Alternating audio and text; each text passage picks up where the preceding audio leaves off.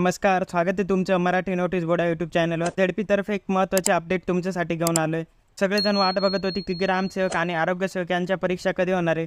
तर मित्रांनो, त्याच संदर्भात ही एक अपडेट आहे की ग्रामसेवक आणि आरोग्यसेवक या 2 पदांसाठी ज्या परीक्षा होणार आहे त्याचं हॉल तिकीट आता आलेलं आहे. तर मित्रांनो, हॉल तिकीट डाउनलोड करण्याची लिंक ही ॲक्टिवेट झाली आहे. ते कसं डाउनलोड करायचं हे आपण आता इथे बघणार आहोत.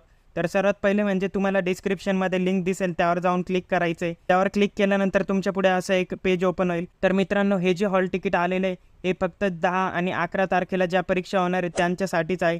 इतर परीक्षांचं नंतर येईल, ते अपडेट तुम्हाला चॅनलतर्फे भेटूनच जाईल. आता फक्त ग्रामसेवक आणि आरोग्यसेवक या 2 पदांसाठी जे हॉल तिकीट आलेलं आहे तेच डाउनलोड करता येणार आहे. आता फक्त ज्या एक्झाम 10 आणि 11 तारखेला होणार आहे त्यांचंच हे हॉल तिकीट आहे. तर आपण इथे बघू शकता की 4 तारखेपासून लिंक ही ॲक्टिवेट झाली आणि तुम्हाला हॉल तिकीट कधीपर्यंत डाउनलोड करता येणार आहे, तर ते म्हणजे 11 तारखेपर्यंत तुम्हाला हे हॉल तिकीट डाउनलोड करता येणार आहे.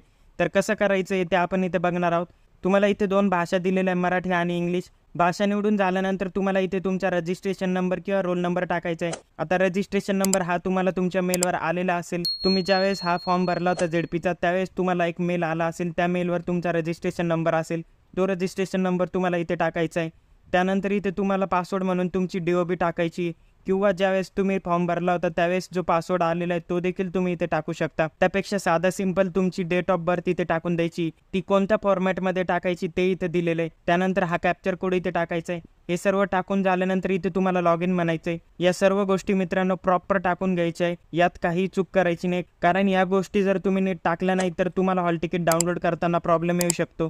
त्यामुळे या गोष्टी सर्व नीट टाकून घ्यायच्या आणि अशा प्रकारे तुमचं हॉल तिकीट डाउनलोड करायचं आहे.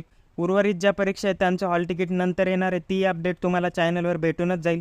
तर हा व्हिडिओ जर तुम्हाला इन्फॉर्मेटिव्ह वाटला असेल तर व्हिडिओला लाईक नक्की करा आणि अशाच अपडेटसाठी चॅनलला सबस्क्राईब नक्की करा. हॉल तिकीट डाउनलोड करताना तुम्हाला जर काही प्रॉब्लेम आला तर तो तुम्ही कमेंट करून नक्की सांगा.